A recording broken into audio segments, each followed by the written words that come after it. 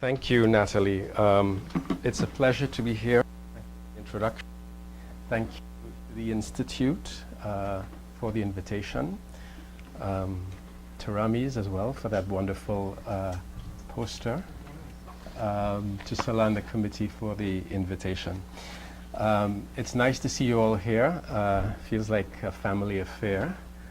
But we also have business to do. So, how did this project get started? Questions arose of the Western Hemisphere at the end of my last project. This hemisphere was not simply part of the West, but the West with an important qualitative difference. Providing greater detail than what we find in Hegel's statement in Philosophy of History that, quote, what takes place in America is but an emanation from Europe, end of quote, Carl Schmitt demonstrates that the hemisphere was treated as a zone of exception. The Pope's line, for example, 1494, demarcated the line beyond which European laws were either not fully applied or extended. In other words, this is not merely an issue about the simple, smooth extension of civilization to an unknown part of the world. Gerard Aching, in a classic critique of the English School of International Relations of the 1950s, he writes, quote, drawing the fine lines between a universal standard of civilization, a European standard of civilization, and a standard of European civilization was one of the problems of defining and applying the standard of civilization. You know? So that is to say, there was no consensus on what Europeans call civilization, so it would be difficult to extend that easily across the ocean. More recently, Edward Keane asserts that the school's theorization, that is the English School of International Relations, theorization of the international order emerged from Europe's historical experience of nation formation and global dominance, whereby states established agreements that respected, and I quote him, their common interest in mutual independence.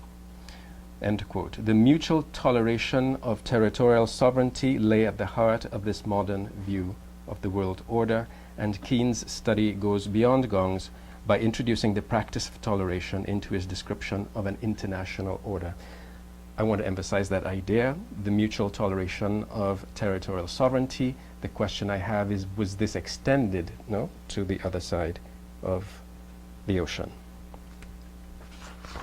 Significantly, Keane makes a convincing case for the existence and importance of a second pattern of international order that was predicated not on toleration, but on the promotion of civilization in the extra-European world.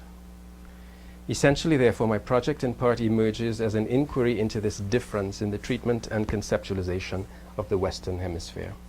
I want to interrogate the human consequences of this conceptualization. My long-term hypothesis is that, in contrast to the moral debates in which abolitionists were engaged in Europe, again, this is coming from the project that I recently finished, the unexpected appearance of indigenous figures in some of the 19th century novels from the Spanish-speaking Caribbean represents local attempts on this side of the Atlantic to provide colonial subjects with an anti-colonial moral genealogy and consequently with the opportunity to assume a humanity and equality that colonialism denied them. An example, for example, would be Gertrude's novel Sab, which came out in 1841. It's an instance in which you have, this is a novel, one of the first Cuban novels, and it could not be published in Cuba because of anti-slavery sentiment. And in it, Martina, who's an old Cuban woman, purportedly Indian, in a place where the indigenous population disappeared, appears in the text as the slave protagonist's adoptive mother and warns, and this is Sab who cites her, quote, the earth which was once drenched in blood will be so again. The descendants of the oppressors will themselves be oppressed, and black men will be the terrible avengers of those of copper color, end quote.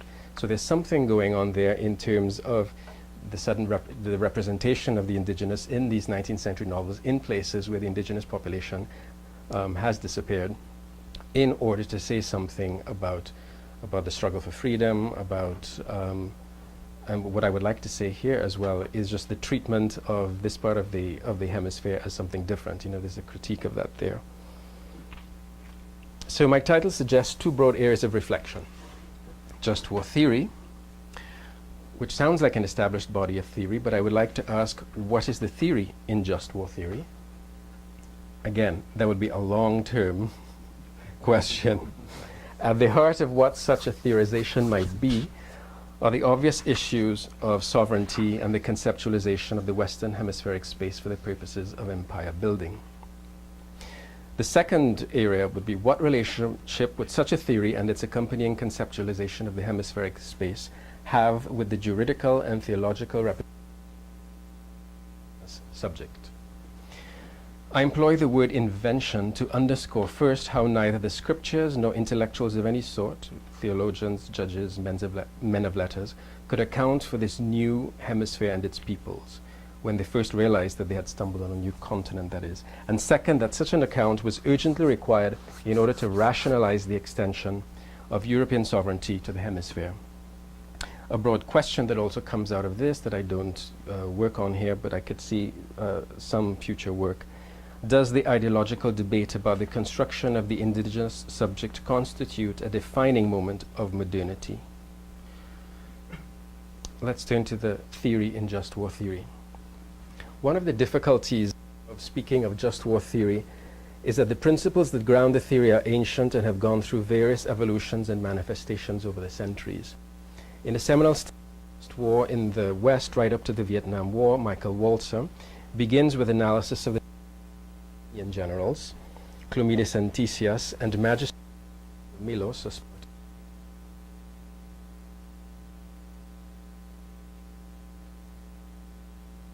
Phocion argues not frequently employed. This is one of the other sort of problems in dealing with just war theory. The reasons that he gives: nations go to war more often out of interest than out of ethical concerns. Second, the theory is easily employed in the modern age for public relations. 3, the concepts are too loosely defined. And finally, the realists argue that just war thinkers are too idealistic and utopian. According to Phocion, while we have the wisdom of key thinkers from around the world, they did not present us with theories, but rather with building blocks, that's what he calls them, that began to take the form of theories when Christianity took hold in Europe and Islam became dominant in the Middle East and North Africa. So the stretch of the historical time for the emergence of just war theory is vast, so vast in fact that it is more manageable to speak rather of a just war tradition. That is, a tradition of thinking in the West about the reasons why going to war might be just. Before citing aspects of this tradition, I would like to bring into focus another issue that Walzer raises, namely the apparent unreliability of the discourses on ethics and the concomitant absence of the practice of ethics in the time of war, that is, the realist's position on war.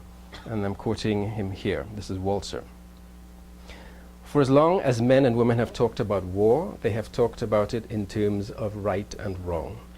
And for almost as long, some among them have derided such talk, calling it charade, insisted that war lies beyond or beneath moral judgment. War is a world apart, where life itself is at stake, where human nature is reduced to its elemental forms, and where self-interest and necessity prevail. Here, men and women do what they must to save themselves and their communities, and morality and law have no place. Inter armas in time of war, the law is silent. End quote. Ostensibly, this brings of consensus, social contract, morality, people do what they must to save themselves, leads to the silence of war. According to the realist view, what is just about war is always subject to contentious interpretation, and in this sense cannot describe a universal sense of the fair or just when it comes to the aggression between nation states. War as such lies beyond or beneath moral judgment. Walzer argues against this realist view, stating that this description of the law's silence frequently constitutes an apology. The notion that all is fair in the time of war, that is, that the law applies equally to no one, or to everyone, quote, is invoked in defense of conduct that appears to be unfair, and one urges silence on the law when one is engaged in activities that would otherwise be called unlawful. End quote. In essence, Walser's critique of the silence of the law claim makes room for discussions of justifications, excuses, and references to necessity and duress, all of which alert us to the persistence of moral discourse, a persistence that derives from how people position themselves in the moral world and the difficulties of perception and information that they encounter. Hence, the arguments, as Walser points out, invariably concentrate on clarifying the facts. As opposed to the realists, he is a just war thinker. Jean Bethke Elstein, I've just positioned just war thinking versus the sort of realism that Walser is critiquing. What I do not approach here is the pacifist position. No, the pacifist position looks at questions of peace. The realists look at questions of power, and of course the just war thinkers look at questions of justice. I know I've summed up extremely rapidly these ideas, but I just wanted to alert you to the fact that I'm looking at just war thinking, no, as opposed to the others. The just war tradition. While there are cited reflections on war on Cicero, these, for example, are defense of the state from barbarian invasion,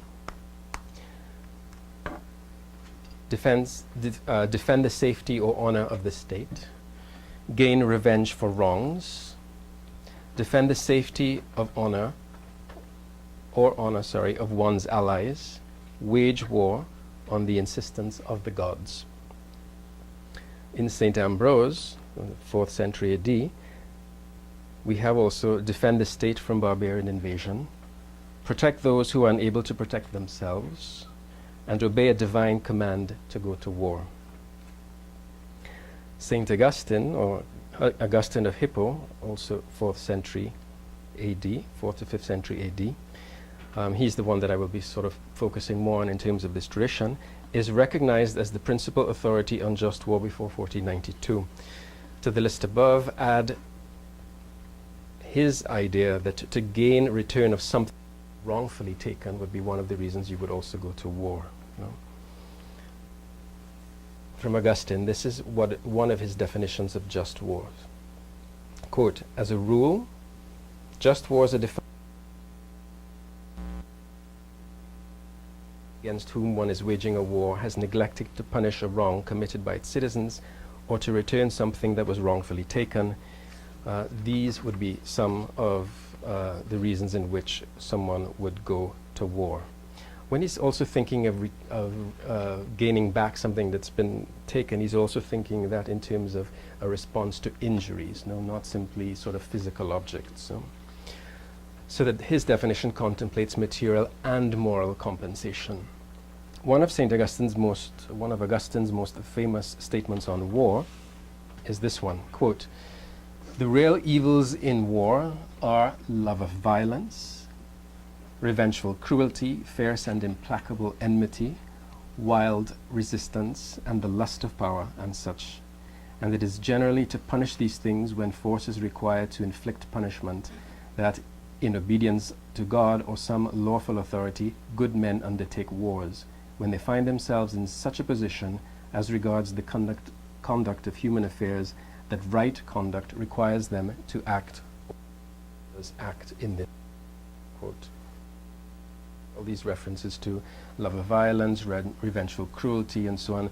If you read Bartolomé de las Casas's text, on the destruction of the Indies, you find that language actually turned against, the conquerors. These very sort of adjectives. Augustine seems to justify wars undertaken as punitive actions because he considers these actions defensive, even though militarily, as Lieutenant Colonel John Mark Maddox points out, such wars would be offensive. For Augustine, wars in obedience to God are always just. Even if they arise out of human passion, they are still beneficial opportunities to chasten men's spirit and correct their conduct. Also, in the Old Testament, God often directs Israel to move against other nations. I think what is noteworthy here is that this position, that war can be declared by divine command, trumps not only the pacifist view on war, but all other criteria for going to war, from Augustine's perspective. Wars fought for territorial expansion are not permissible, according to Augustine, but he does acknowledge that the expansion may be necessary to preserve the nation's security. Of course, his context at Rome versus its enemies at the end of the 5th century. What are principles?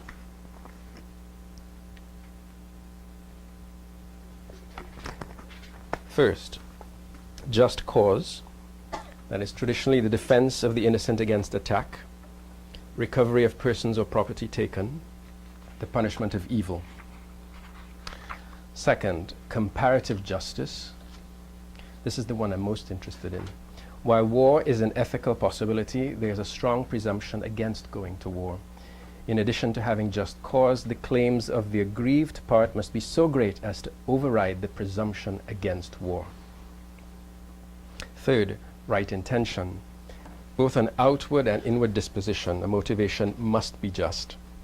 Examples of right intention would be pursuing peace negotiations to avoid war. Again, territorial expansion does not qualify as right intention. Fourth, competent authority. The decision to go to war must be carried out by the highest authority. Fifth, the last resort. Circumstances should indicate that war is the only way to obtain satisfaction for just grievances. Another, public declaration. The declaration must be made to ensure that all opinions have been exhausted, which allows for sort of national reflection.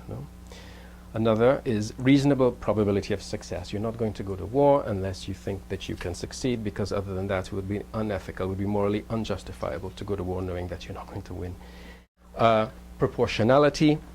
The moral good that comes out of the war should outweigh the evils of the war. And finally, peace as the ultimate object. The goal should be a just and lasting peace, the end of violence and the end of future violence.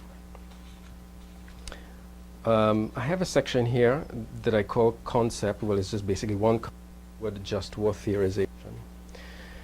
Just war is not a theory per se. Just war itself does not amount to a theorization, speculation, or reflection. And I'm thinking more in the sense of a sort of a philosophical one, unless we look at some of the principles.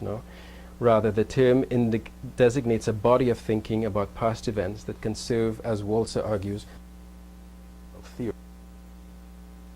Seminal book, A Study of Judgments and Justifications, not a history, although an historical account is a prerequisite, but with an eye toward informing what we consider just causes for going to war. The assumption, of course, is that we can and want to learn from the past of human determinations and actions in times of war. Essentially, though, just war is an object, a series of case studies. Nevertheless, I would like to highlight and explore an area of possible theorization for myself. Just war thinkers place great value on human autonomy and regard the presumption against war as a basic threshold premise against which the decision to go to war must be measured. For example, the conditions of just cause or injury need to be such that the decision to engage in war is presented as the only alternative. Or in the case of comparative justice, which is the principle that most seems.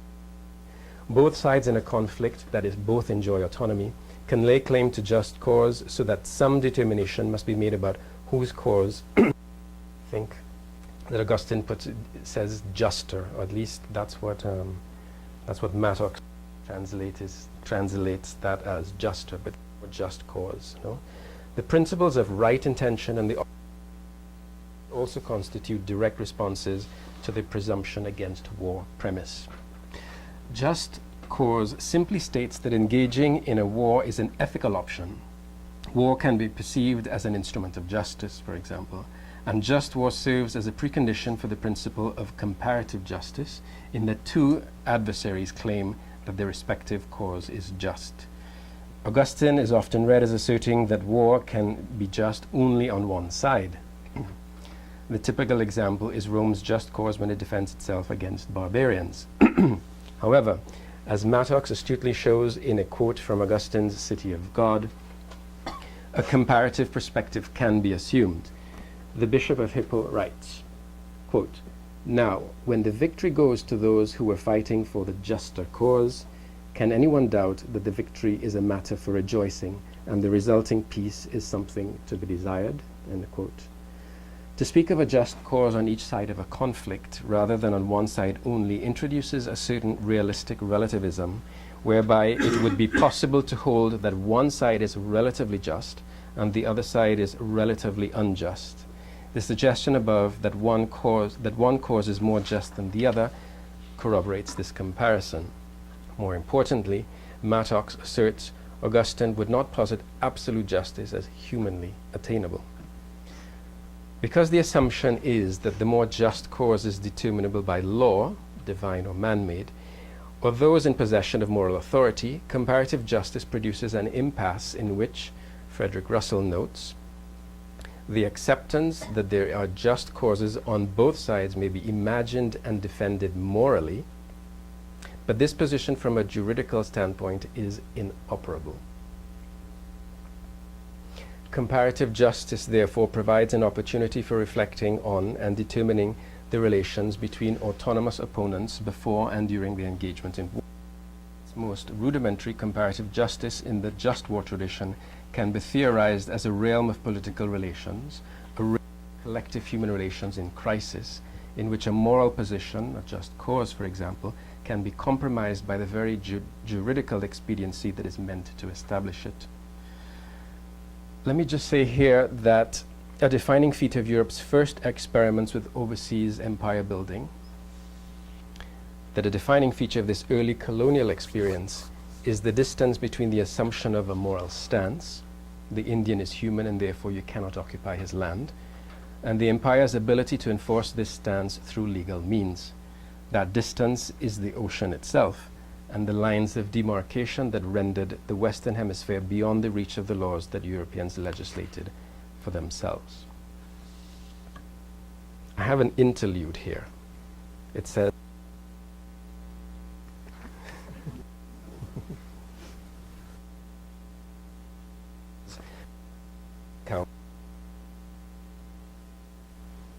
October 12, 1492, quote, "They do not carry arms or know them. For when I showed them swords, they took them by the edge and cut themselves out of ignorance." End quote. Let's go on. I wanted you to have a look at this document known people working in the field. It's demand or requirement, el requerimiento, a document written in 1510 as a way to try and resolve this problem of what is the Indian, what is the attitude toward the Indian, the occupation of Indian lands. And I believe Las Casas himself didn't know when he read it whether to laugh or to cry, because it was such a mixed sort of document in the sense that it followed some principles but not all of them. Highlighted the area as of "so their highnesses." No? The first part of it that is not highlighted just basically establishes the authority, no, of from God to Pope, Emperor, etc. No?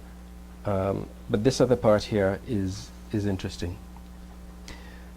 "So their highnesses are kings and lords of these lands." Okay, remember, this document is being read as soon as the conquistadores land, and they're reading it sometimes to empty beaches, and they're reading it when it's around, but they felt, or on a ship when they couldn't get to shore, in a language that the indigenous people would not know, but public declaration, establishment of authority, no? Quote, "So their highnesses are kings and lords of these islands and the land of tierra firme by virtue of this donation," that is separation, right? Spanish occupation. "And some islands, indeed almost all those to whom this kings in the way that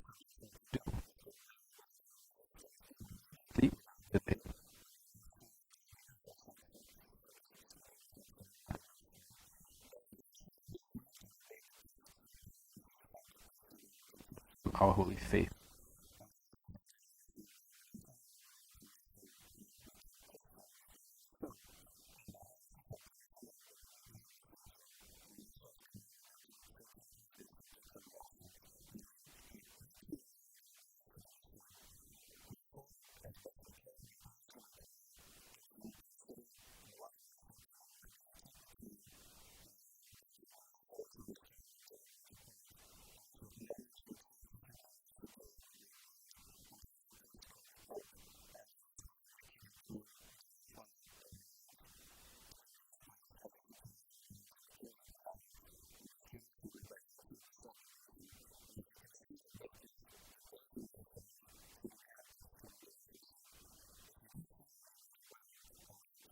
Which you oblige to, and we in their name shall see.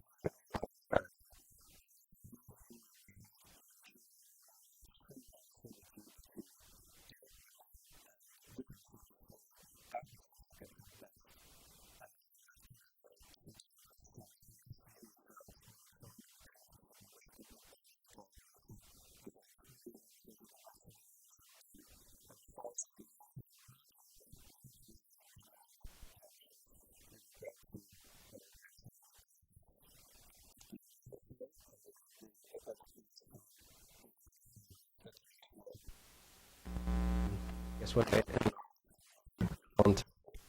And basically what it says, if you don't do this, then we will wreak havoc, that we will declare war on you, we will enslave your wives, children, and so on.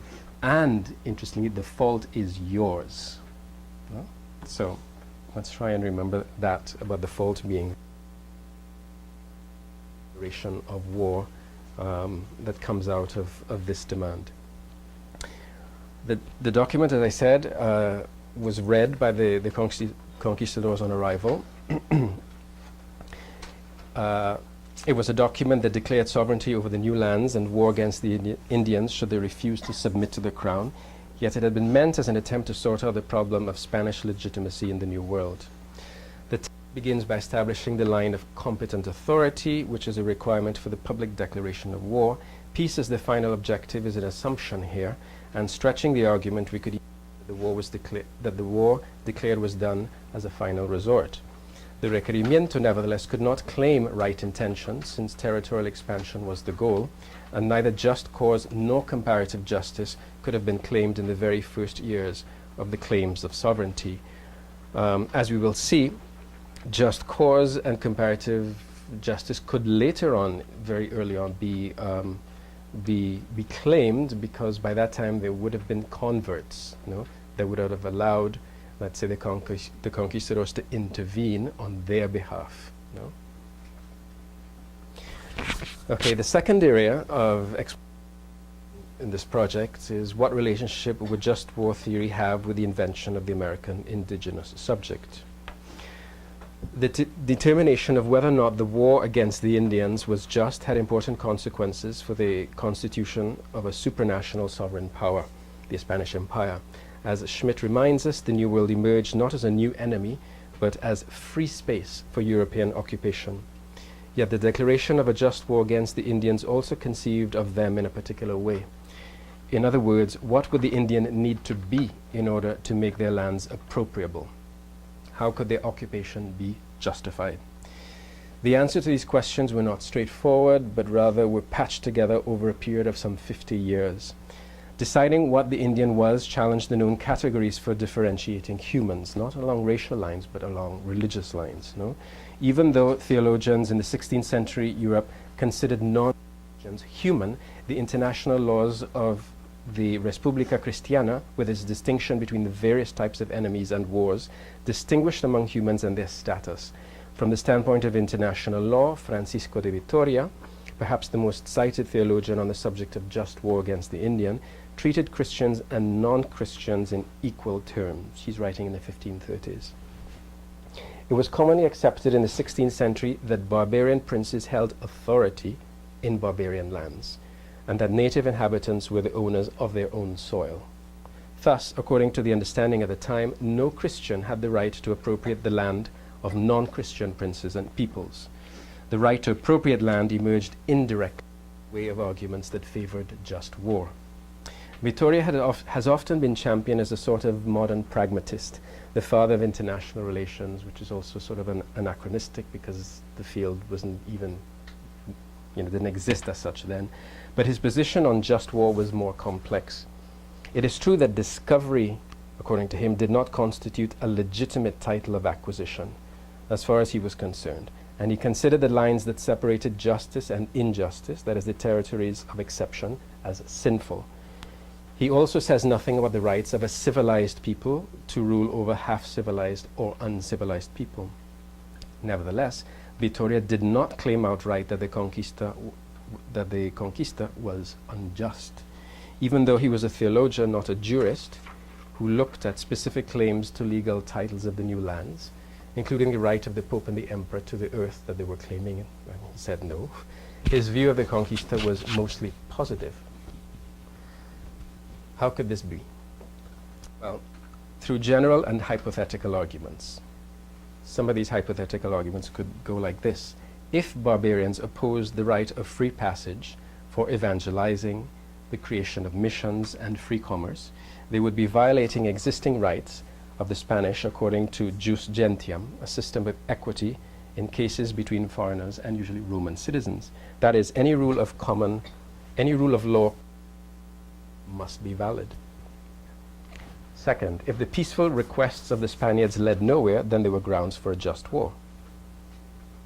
Please note with these two that there's a certain expectation of reciprocity, which means that the Indian is being regarded as an equal in some way. Third, finally, intervention could take place on humanitarian grounds. The Spaniards could intercede on behalf of a people being suppressed by barbarians. That was very helpful in terms of Cortés, his tactical befriending of indigenous communities against the Aztecs, in which the just cause of traditional just war theory could be argued. More generally, the Spaniards could intervene on behalf of those Indians who had been converted to Christianity. In any case, it was not discovery, Vittoria argued, that provided the legal foundation for the conquista, but the papal missionary mandate. Vittoria could claim just cause on the basis of a general argument of the right to war without discriminating against barbarians or non-Christians as less than human. However, it did not occur to the Spanish monk that non-believers should have the same rights of evangelization and intervention as the Spanish Christians had for their Christian missions in foreign territories. Again, with respect to comparative justice, reciprocity in this case is eliminated. The famous advocate for just war against the Indians is Juan Ginés de Sepúlveda, a humanist, philosopher, and jurist who places the Indian outside the law. That is because he places barbarians and savages also outside the law. Here are some of his remarks. Quote, "The Spanish have a perfect right to rule these barbarians of the New World and the adjacent islands who in prudence, skill, virtues, and humanity are as inferior to the Spanish as children to adults, or women to men. For there exists between the two as great a difference as between savage and cruel races, and the most merciful between the most intemperate and the moderate and the temperate, and I might even say between apes and men. Compare then these gifts of prudence, talent, magnanimity, temperance, humanity, and religion with those that possessed by these half men in whom you will barely find the vestiges of humanity, who not only do not possess any learning at all, but not even literate or in possession of any monument in their history, except for some obscure and vague reminiscences of several things put down in various paintings, nor do they have written laws, but barbarian institutions and customs." End quote. What was it that allowed this humanist to turn his back on the rights of non-Christian princes as they were commonly understood at the time, or on the reciprocity enshrined in jus gentium, and on Vittoria's arguments that barbarians were humans too? Ironically, the evidence for Sepulveda's position came from an anachronistic pagan source, Aristotle's notion of the natural slave in his Politics. In chapter 5 of Aristotle's Politics, what identifies a natural slave is the inability of his mind to control his body. Given this condition, the best he could do is for him to use his body. Quote, for he who, and I think the whole question of reason here obviously is one that allows him to sort of disqualify or qualify who's human and not. No? Quote, for he who can belong to someone else, and that is actually why he belongs to someone else, and he who shares in reason to the extent of understanding it, but does not have it himself, is a natural slave. No? The difference here between being able to share reason but not possess it, no, is an interesting distinction that allows for the definition of what a natural slave is. Anthony Pagden, in The Fall of Natural Man, does incorporation of Aristotle's theory of natural slavery. This pagan source of evidence permitted Sepulveda to overcome the challenge that the Indian represented for three categories of pagans that theologians and jurists knew. The first category, pagans who lived outside the church but on lands that had once been part of the Roman Empire. 2, pagans who live anywhere in the world but who are lawfully subject to the rule of a Christian prince. And 3, pagans who are infidels, that is, people who live anywhere that had not been subject to Roman rule nor subject to legitimate Christian rule. Pagans were subdivided into 2 groups. And this is Aquinas's term, the invincibly ignorant. That is those who who no fault of their who through no fault of their own had ever heard the gospel, and the vincibly ignorant, those like the Jews and Muslims who had heard the gospel but refused to listen to it. However, it was the work of the Scottish theologian and historian John Muir, who would love information on this is my research that I need to do. He was a theologian who was working at the Collège de Montaigu in Paris, and he seemed to clinch the argument about natural slavery. He did that by offering a solution to the problem of categorization. Also drawing on Aristotle, Muir argued that the Christian claims to sovereignty over certain pagans could be said to rest on the nature of the people being conquered, rather than on the purported juridical rights of the conquerors. Through this maneuver, and I associate this argumentation with the juridical emergence of the colonial subject in the Western Hemisphere, the colonizer need not perturb his conscience with the moral issues of conquest. In light of the papal missionary mandate, conquest thus became a necessity, natural.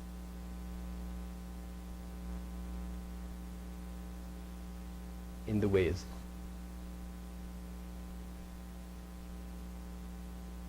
Conclusions, maybe instead of conclusions.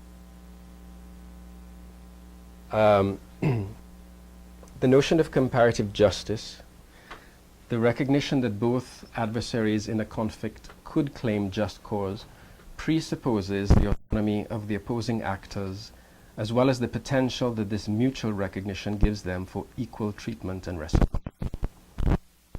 In my brief examination of the requerimiento of Vittoria and Sepulveda, I looked for those moments when the possibility of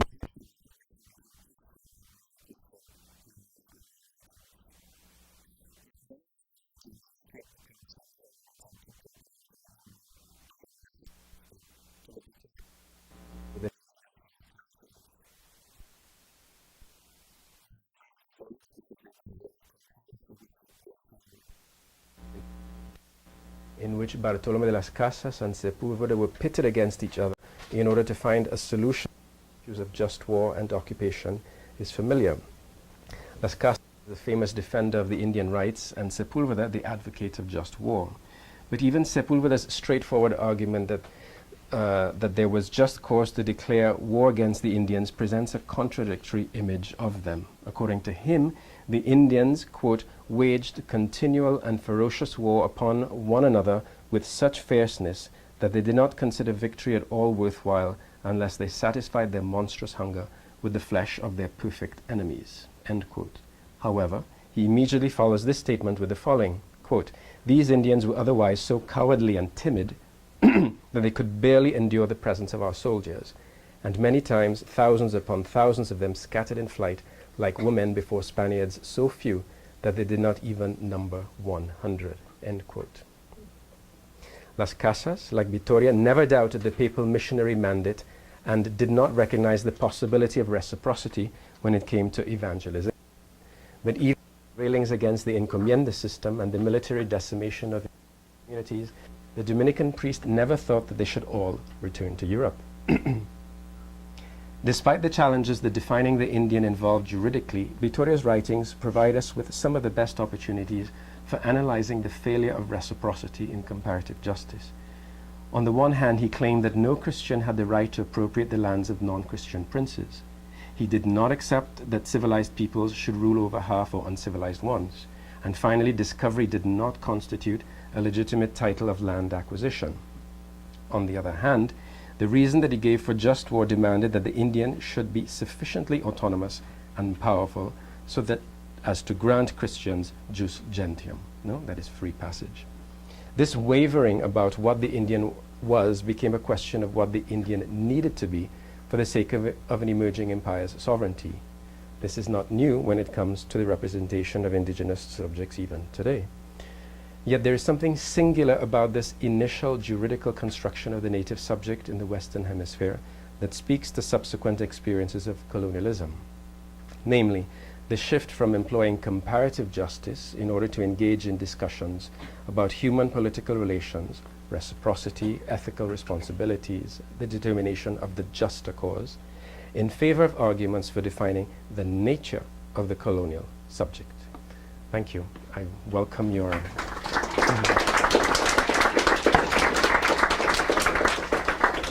comments, suggestions, concern for methodology, what I should read. I know I started that conversation earlier. Yes? I just have a question. There was a very brief moment in your talk when you talked about the inability, according to the Spaniards, of the indigenous peoples to control. That's really early for that notion, which becomes important in the 17th and in the 18th century. But it's applied to the pearls as well as the indigenous people.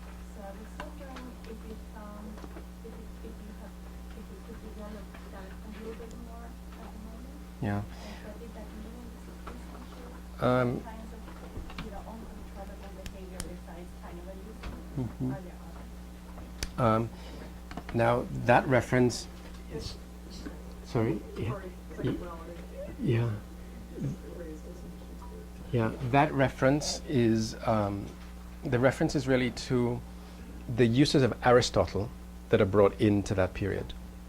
You know? So in the question of it is, what is interesting to me is to see that here, in an attempt to overcome this problem of defining what the Indian is, seeing that there was already a tradition in which there was no legitimate reasoning, for occupying the land, then sort of the incorporation of this pagan source, being Aristotle, suggests a way out, which is to say, to speak of the nature of the Indian as opposed to your ethical responsibilities in conquest. That, from the reading that I have done, represents a sort of a difference in terms of approach also to looking at the defining of the Indian. That is to say, Vitoria would look at this whole question in terms of scholasticism, in which he's looking at a kind of laying out of the questions and basing his answers on Augustine, on the just war tradition, for example. What you have happening with Sepulveda, using this other source, is he's actually stepping outside of that tradition, in the 16th century, and what might seem strange for us, to think of, Aristotle's texts as canonical and classical, for us, but at that point they were considered pagan, right? And so that allowed for a different attitude, a different approach to the Indian. No, Sepulveda's incorporation of that, of Aristotle's idea of the natural slave, I can't say that it is unique, because even in the requerimiento, you get this thing that the fault is yours. No, for if anything happens to you, the fault is yours because you didn't obey, right? You still get that sort of thread that goes through later on in terms of saying that the natural slave was a natural slave, and so the conquistadors occupying new lands, could be justified in terms of, well, it's really the Indians who needed us because there was a value there in them. They didn't have civilization, they didn't have religious doctrine, so it's a way of defining them and defining yourself as necessary, in that hemisphere. I can't say more than that except to say that Sepulveda there was a crucial move on his part to sort of incorporate this kind of theory, what is called the theory of the natural slave. You said the 17th and 18th century was much wider. Well, no, the body becomes to play a part in the thrills and American subject rights, and how they lack control of their bodies, and that is the justification for the government of constant Yeah. concept of management. So I was just interested. Right. Well, clearly the idea predates, this discussion in the 16th century. Both of them in the 18th century. Right. For this as well. Interesting. Yes. I'm just curious, thinking along with Maria about the development of this notion of the uncontrollability of the body and the natural slave.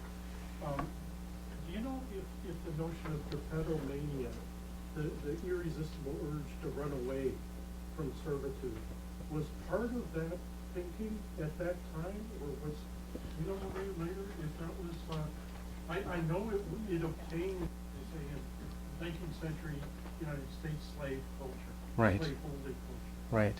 What was the term? DRAPETO, mania. Drapetomania. Mania. So the pathological condition of being unable to keep one to one's master. Yeah, interesting. I didn't know that it had a specific term. You could think of other terms, but to actually find that one as elaborated in the 19th century, you said, as a pathology. Interesting.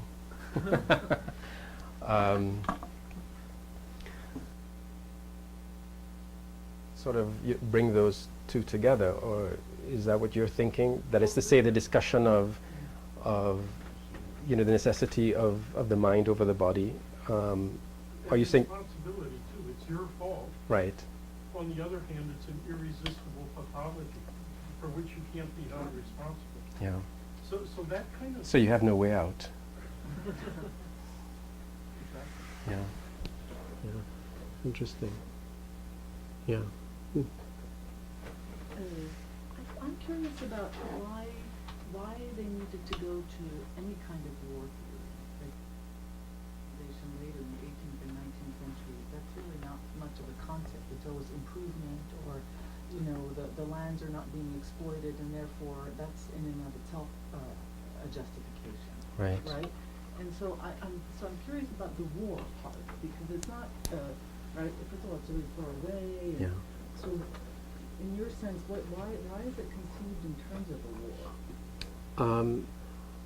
My sense of it, from what I've been. Wait, let me just finish, because the Sure. other side of it seems to be education, right? Right. Right, the sense of improvement. So if that's kind of, right, Yeah. Right. an obligation to improve Right. versus the just war, which is to defend something. Yeah.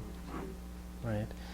In terms of just war, the way the just war was being spoken about, for example, by Augustine and afterward, at least the text they were dealing with in the 16th century, just war was an ethical option. Just war was an ethical option because, again, you could be punishing for the right purpose. You could be intervening to set things right, so that it was considered an ethical option. As opposed to today, for example, in which just war sometimes just focuses on the guilt of aggression itself. Just the aggression is the guilt. And somehow, I forgot who's spoken about this. I think it might be Phocion or Schmitten. Difference now in the way that we look at just war, especially after World War I, in that now there's a criminalizing of the aggression, as opposed to the 16th century where you could find it understood because you're treating the in Augustine's way of looking at it. I think historically, right, in which case that obviously an explanation was needed, but intervention had to be justified, and the way to do that was, according to Vittoria, okay, if I cannot justify war based that we already have, I can still justify it by other means, not speaking about war itself as, a case of infidels in opposition, right? If you look at it on both sides. But from the point of view of you, for example, in the Americas, the indigenous people have not given me free passage, commerce, the ability to evangelize, me that, which is a reciprocity that is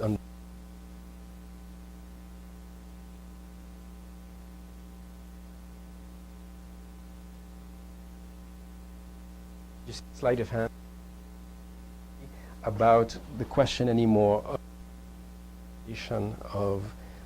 the conquest.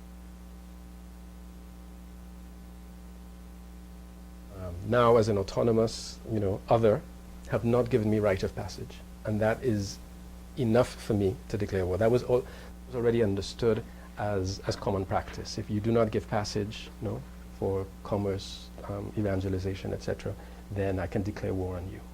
That was already understood within the European realm, and so that was extended to the Americas.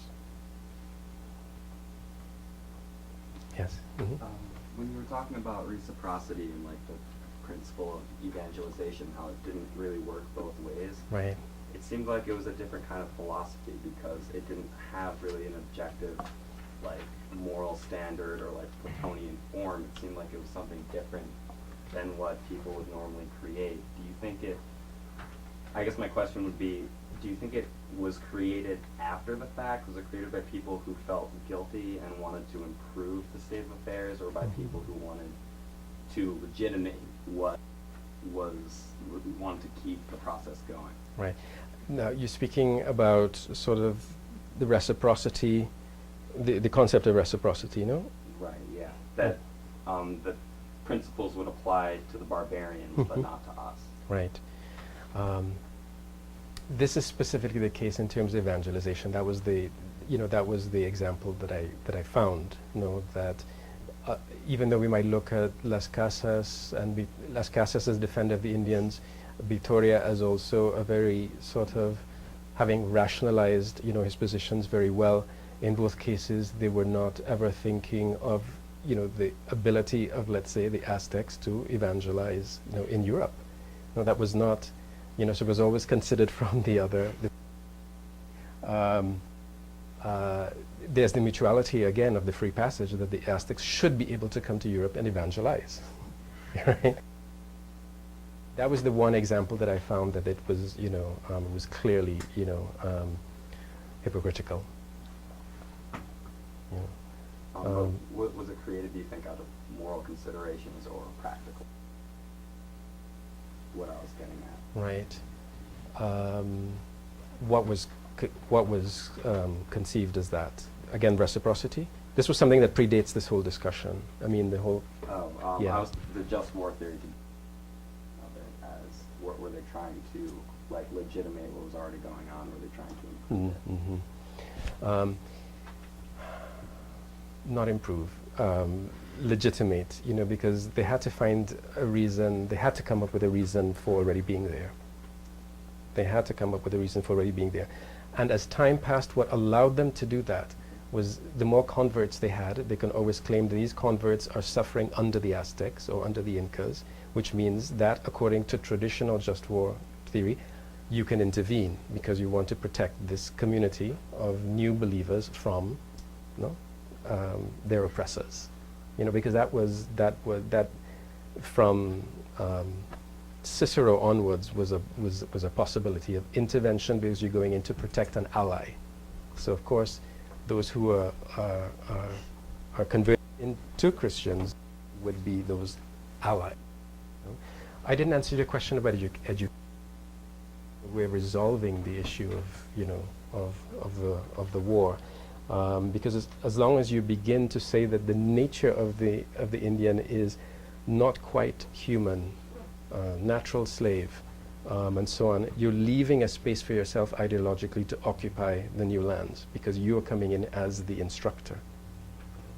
So this is what is very significant about shifting away from the discussion of the ethical problems of conquest to saying that there's something. What's essentialist? You're saying there's a nature, there's a certain nature that the Indians have that allow me to enter these lands. I need to be there to instruct them. So it was a resolution to the problem. Yes, Renji. Yes. Mm-hmm. I'm wondering if there's a kind of continuity between like the comparative justice issue and the lack of reciprocity implied in that concept to what's happening even now about in terms of the discourse of democracy in contemporary like nation states and how you have the idea of yes, we are all equal in this international order, but something pathologically wrong with these particular nations because they don't have the ingredients, the real ingredients to be truly democratic. Therefore, we have the right to exercise this just war. Mm-hmm. You see, I'm just trying to Yeah. figure the. I don't know if it makes sense. I think you're correct there, and it's usually sort of this lack of reciprocity that allows you to enter, is often looked at as the whole question of interventionism. Sort of the whole debate about interventionism, what allows you to come in to this area, so that in fact we're really dealing with equals, and so even though comparative justice within the just war tradition attempts to set up a situation in which you can speak of equals coming to war, it's rarely the case practically. I'm sure there's a whole huge sort of discussion on that. With the reasons now, it's no longer a question of the occupation of lands, but there are lots of reasons for intervention, as we know, that very often are preceded by moral sort of attitudes toward the place that you're going to intervene. That not enough democracy, the rejection of certain rights that we consider democratic, etc. Those could become some of the things in which there's an unevenness, and again, it follows that paradigm. Now I'm going to come in. You see, that was the reason that I titled my last book "Freedom from Liberation," which is I had come up with that title just about the time when Bush was liberating in the Gulf. So freedom from liberation became, and a friend of mine said, great, for a T-shirt, and which immediately,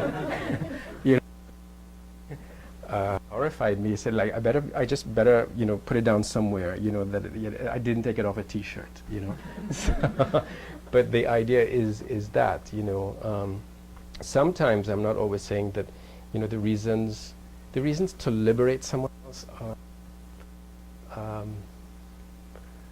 are very problematic.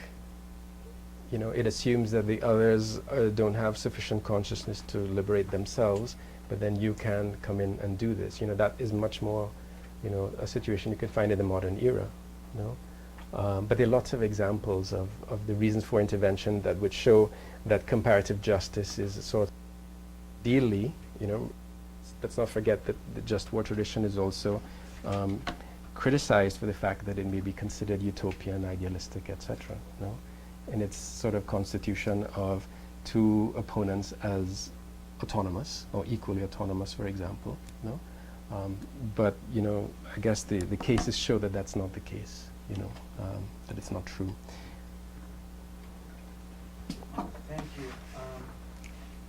One question that I have as regards the 16th century debates on conquest, and this speaks to some of Natalie's concerns about why resort to war, is the distinction between sovereignty and property that was important while they came to a head in the 17th century, but also important in the 16th century, whether conquest grants or whether it also grants property in the lands that are conquered, or whether land is an unintended consequence of the grant of sovereignty, which is in turn a sequitur from the just war. Right? So, in a sense, this is going back to St. Augustine, that you cannot wage just wars in the name of territorial aggrandizement, but if you happen to aggrandize yourself territorially, you are waging some sort of punitive just war. Yeah. Right. But as I said,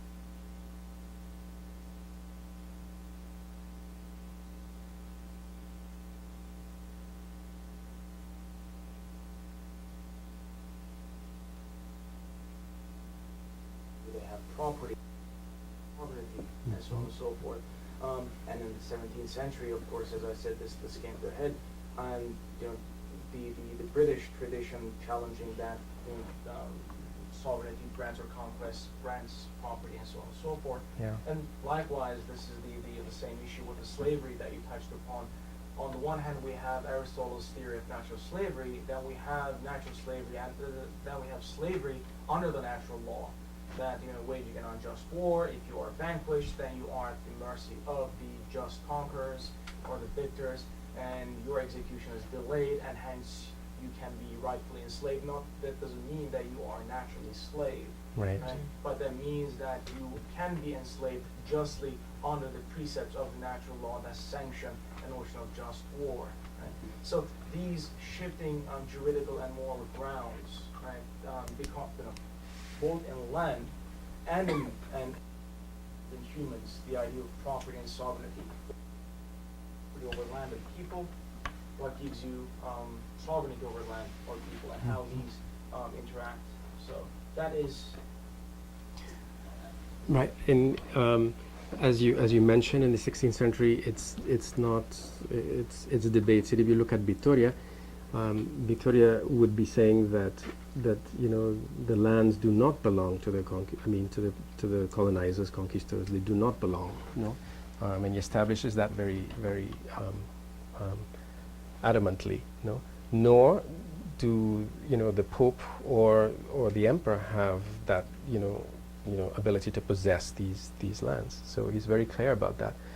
But what Sepulveda does is to sort of break down that idea that the Indians can be possessors of these territories, that they can have property. He breaks that down, to suggest that they have no institutions. So he dehumanizes them, in order to be able to say that just war is possible. Just war is an argument. So both of these views are taking place in the 16th century. Vittoria's before Sepulveda's. You see what allows for is, this is something that I want to work on and haven't, fully articulated yet. It's one thing to carry on the debate in Spain, for example, in the 1550s, about the rights of the Indians, the ethical problem of conquest, occupation, sovereignty, and all of those things. But even when the solution from those debates, this is after Sepulveda's maybe 3 hours in a debate of explaining his position, and Las Casas speaks for 5 days, on his side, with a, even after that, as Pagden said, Las Casas' side wins, and they know that ethically this is not right. But the difference between that on the one hand and trying to make that across the ocean to people who are colonizers who already refuse to give up the rights that they, that they have gotten, out of the encomienda system, for example, that already compromises, whatever conclusions you could have from the ethical discussion. So that's why I say that, I mean it in every way, that the ocean is that sort of the ethical working out of the problem, and juridically what needs to be done, legislatively what needs to be done in the Americas. So this is something created itself by that line of demarcation that says we are treating this part of the world, the Western Hemisphere, as something different. I would like to be able to develop this more than it's the ocean. We know that, but I mean that in metaphorically, juridically. I mean it in every way. Also, the tension you perceive between Hegel and Schmidt, for instance, plays out quite seminally in this period, because on the one hand, as you said, it's beyond the line, right? It's a state of nature, like in Hobbesian sense. But at the same time, and this is the other element of the ingredient in the equation, there are other Europeans in the Atlantic. It's not just the Native Americans, right? We have the incursions of the Dutch and the English that are challenging the rights of the papal bulls and so on and so forth. So it's not only the Native Americans, but the others, right? They're the other Europeans against which that these property rights are being developed. Right. And in that sense, on the one hand, it's a set of exception. On the other hand, these people are pretty busy trying to come up with systematic bodies of juridical thinking that can be applicable to the state of exception. That is correct. I mean, it becomes a much more complex problem later on when others, because obviously if the sovereignty of the Spanish Empire is in question, it allows for these other, nations to come in. And aside here, this is also, I think, important that later on when you have African slaves being brought in, the way that you could explain that is, in terms of Spain, is that I didn't capture them, I didn't buy, so it wasn't a sort of an ethical question for me, It was the Portuguese that did it, right, on that side of the line, that allowed for, yes. Tim. So, I guess the first question is more about the handout. I was really taken by this idea of what they announced, which is that you can look at the writings if you want to see them. Right? And so, I wonder, it's more or less just a question, maybe, what happened in the moment where, say, are there any instances of Native Americans asking to see the writing? And I ask because I'm curious about this moment when, you have to agree immediately without delay, and then later on it says, but we're going to give you the time that will be necessary to understand and deliberate upon it. I'm really interested in the moment when it's announced and presented so that and it's written down. What happens what's the status of those Native Americans in that moment, in that first moment of encounter? That would be the first question. Right. I'm just curious. Are they, how would you just, how are they qualified? Are they human? How do the accounts describe them? the second is, I think, related to the earlier point, and that is, it's interesting, this idea of donation, the donation by the Pope to the king and queen. It echoes the earlier donation of God to Peter, but it's interesting. I guess my question is, what is the nature of what is being donated? Because at some point it says they're called territories, and it's interesting. As soon as you start talking about territories, then it's more encompassing. It becomes with all that there is, with all that there are in these territories, and then there seems to be a slippage after that. So it's the territory moves. I don't know. It's elided a bit. It becomes islands. It becomes land. It becomes but territory as a term, it seems to be linked to the donation itself, and not to some other descriptor. Does that make sense? Yeah. Let me go with this first. I mean, the donation, of course, was by the Pope. It was questioned very early on, because can the Pope do this in temporal terms? This you know.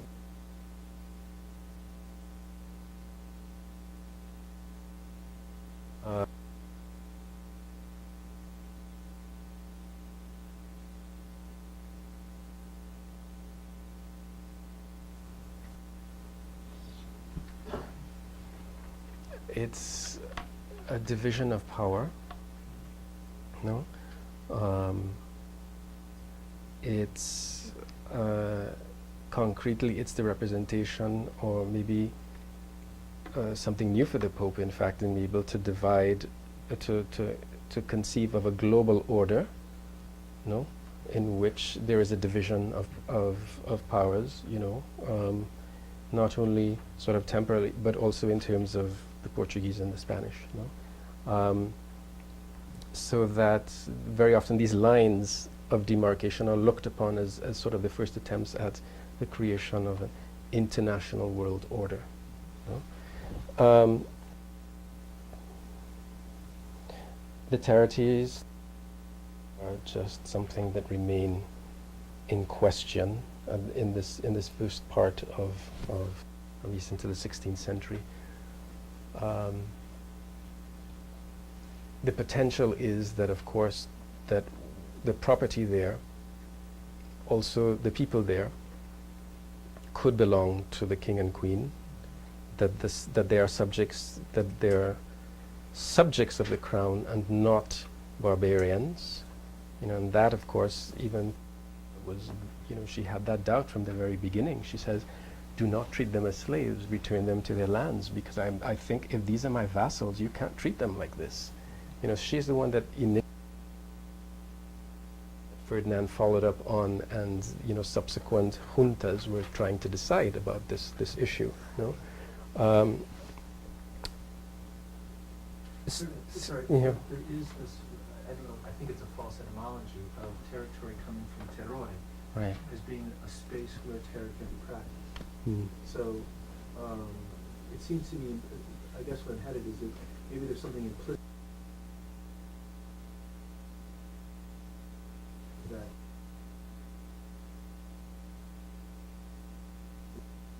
exception Right. that's different from if there's ever such a thing as simple A simple sovereignty. Yeah, that's interesting. I guess I would try and answer that if I elaborated it, just thinking again in terms of I think there is a qualitative difference in looking at the Western Hemisphere as just not West, but as having these particular, you know, characteristics. Counter were the humans. Columbus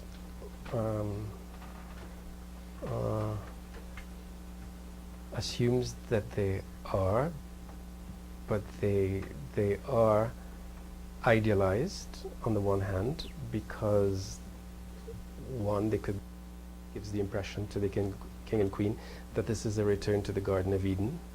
This is another chance to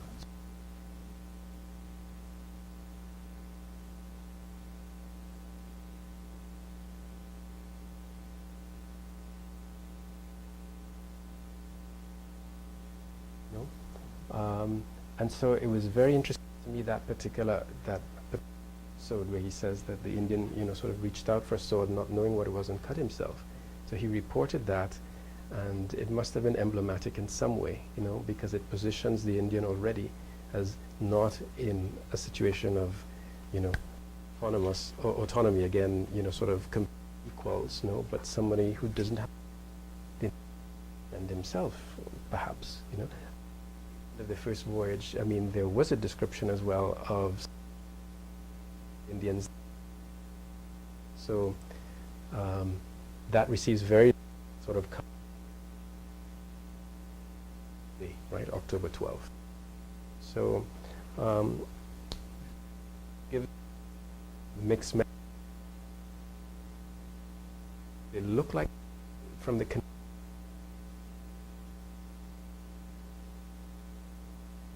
challenge.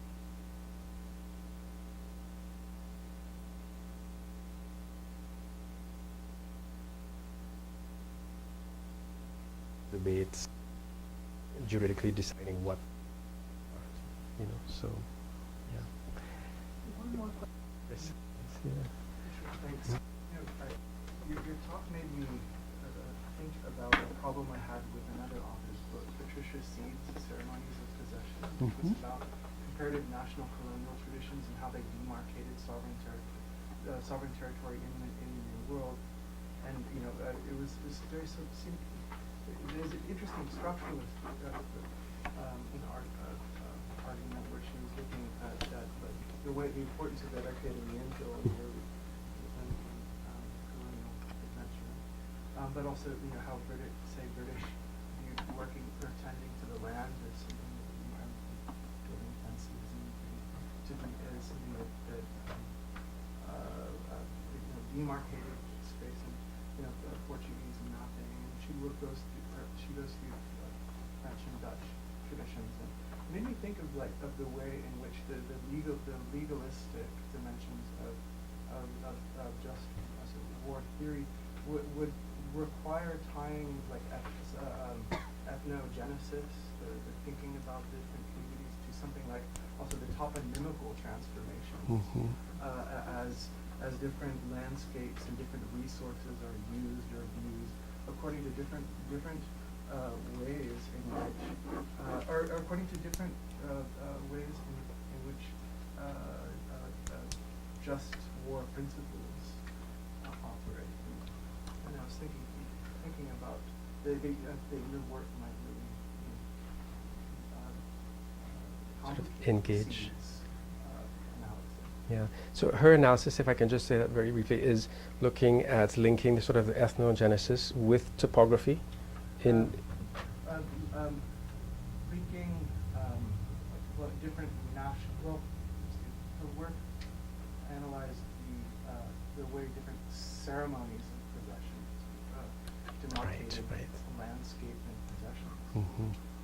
And it's So the requerimiento would be that classic ceremony of possession. Yeah, interesting. I'd like to see that.